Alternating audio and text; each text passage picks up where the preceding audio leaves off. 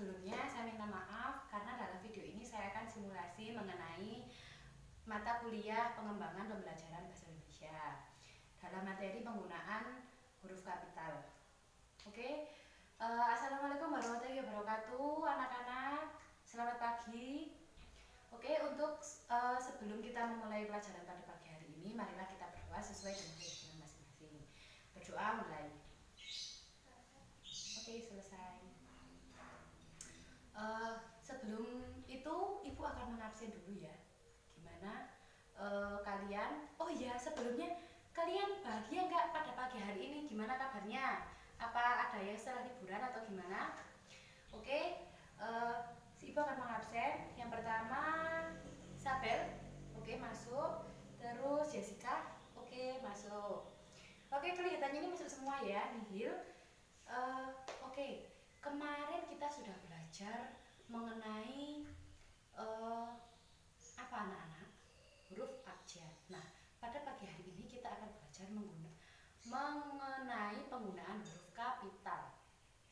Oke. Apa itu yang dimaksud dengan huruf kapital? Ada yang tahu? Ada yang tahu? Oke, sebelumnya Ibu akan memberikan gambaran kalian mengenai apa itu huruf kapital.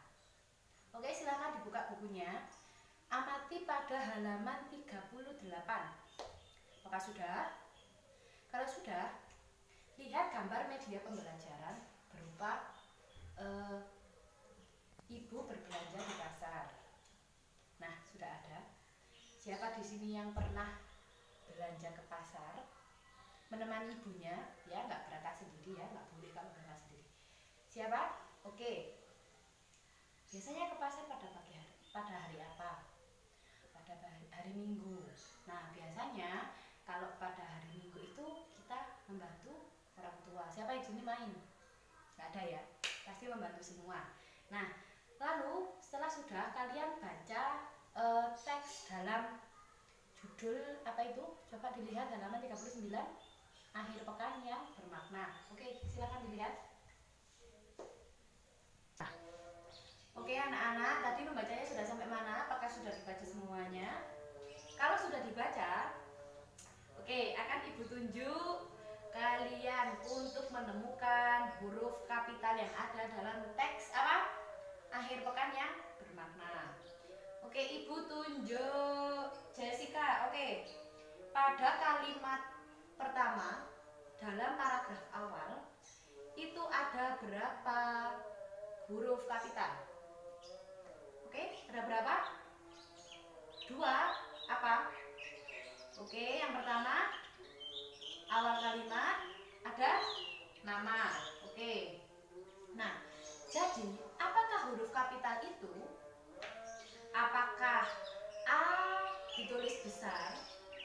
Apakah huruf kapital A yang ditulis dengan huruf kapital sebenarnya? Ada yang tahu? Oke. Penggunaan huruf kapital yang pertama digunakan dalam awal kalimat. Nah, awal kalimat seperti kata dia membaca buku. Nah, itu adalah satu kalimat. Yang mana menggunakan huruf kapital? Dia, oke, benar. Dia, jadi D-nya harus menggunakan huruf kapital. Lalu yang kedua, penggunaan huruf kapital digunakan untuk nama seseorang. Nama seseorang misalnya siapa? Jessica. Yang kedua, Isabel. Jadi Jessica jika ditulis menggunakan huruf kapital, J-nya harus menggunakan huruf kapital karena nama seseorang. Lalu yang ketiga adalah nama Tuhan, suku, agama, bangsa. Misalnya agama Islam. Islam itu merupakan agama atau bukan? Jika merupakan agama, ditulis menggunakan huruf kapital. I ditulis menggunakan huruf kapital. Lalu agamanya yang depan ditulis menggunakan huruf kapital juga. Lalu digunakan untuk tempat atau letak geografis. Contohnya Jakarta.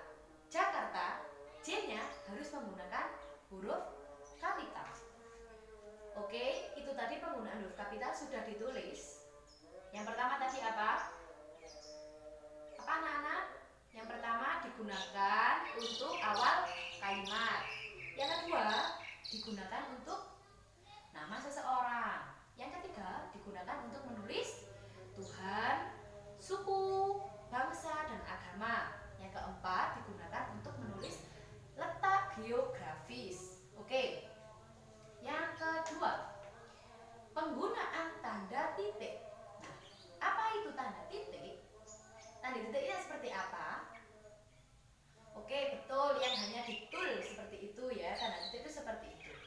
Tanda titik digunakan itu untuk mengakhiri suatu kalimat. Misalnya, ibu memasak di dapur.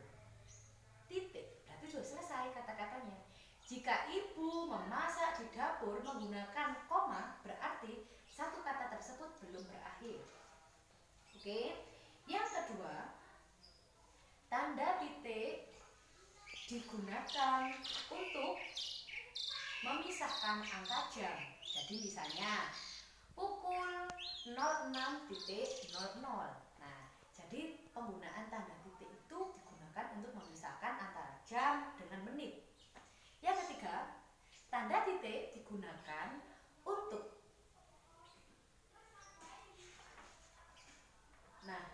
tanda titik digunakan untuk memisahkan bilangan ribuan dan kelipatannya. Misalnya 17.000. Gimana penulisannya? 17.000. Jadi tanda titik digunakan untuk memisahkan antara 17 sebagai ribuan dan angka 0 tadi sebagai satuannya. Oke, yang ketiga, penggunaan tanda tanya. Ada yang tahu bagaimana tanda tanya itu? Oke, tanda tanya itu seperti huruf seperti melengkung. Jadi seperti apa itu namanya? Senjata itu loh. Orang Madura. Nah, biasanya kan ada itu ya, apa namanya? Sabit ya. Nah, itu sabit kan digunakan biasanya untuk ke sawah. Nah, seperti itulah bentuk dari penggunaan tanda tanya. Penggunaan tanda tanya itu bisa untuk apa? Untuk apa? Oke, untuk pertanyaan. Betul. Untuk pertanyaan misalnya, ibu bertanya ya kepada Isabel. Isabel, apakah kamu hari ini membawa tas? Oke, bertanya. Nah, berarti kalau bertanya harus digunakan tanda tanya. Jika tidak ada tanda tanya, berarti itu bukan suatu pertanyaan kepada seseorang. Jadi kayak tadi, dia membeli buku. Apakah itu pertanyaan? Tidak, karena tidak ada penggunaan kata tanya. Oke, setelah kalian mempelajari mengenai penggunaan huruf kapital, penggunaan tanda tanya, dan juga penggunaan tanda titik, ibu minta kalian buat satu paragraf dengan menggunakan tanda tanya, tanda titik, dan penggunaan huruf kapital. Oke? Silahkan membuat satu paragraf saja, terserah, bebas. Temanya tentang diri kalian atau lingkungan kalian atau alam sekitar. Oke? Silahkan dibuat. Ibu kasih waktu. Setelah itu nanti ibu tunjuk, lalu kalian maju ke depan. Oke? Oke. Setelah itu ibu akan tunjuk. Oke, kita tunjuk. Setelah itu dibaca ya di depan kelas. Oke, beri memori. Nah, tadi dalam teks akhir pekanku yang bermakna, isinya tentang apa? Menemani ibu berbelanja di pasar. Oke. Lalu Sinta adalah anak yang rajin, betul. Nah, berarti kalau misalnya hari pekan kita digunakan untuk membantu orang lain itu akan mempunyai manfaat, mempunyai makna. Jadi liburan kita pada hari Minggu itu akan bermakna, ya. Siapa di sini yang hari Minggu biasanya membantu ibunya atau ayah di rumah? Oke, biasanya membantu apa? Oh, bersih-bersih. Oke, betul. Gak apa-apa, bersih-bersih, membantu ibu memasak, menemani berbelanja, itu kan juga membantu orang tua atau membantu orang lain juga bisa.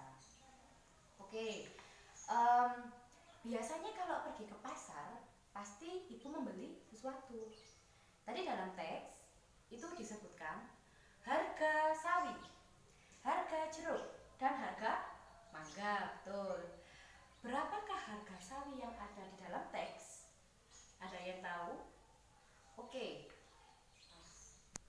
Nah, oke, tadi harga sawi yang tertera dalam teks tadi ada berapa harganya sawi? 2.000. Oke, ada yang punya uang 2.000? Oke, jadi harga sawinya itu 2.000.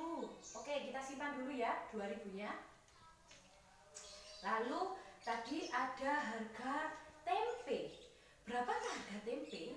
Ternyata 1.000, betul. 1.000 adalah harga tempe. Jadi sawinya 2.000.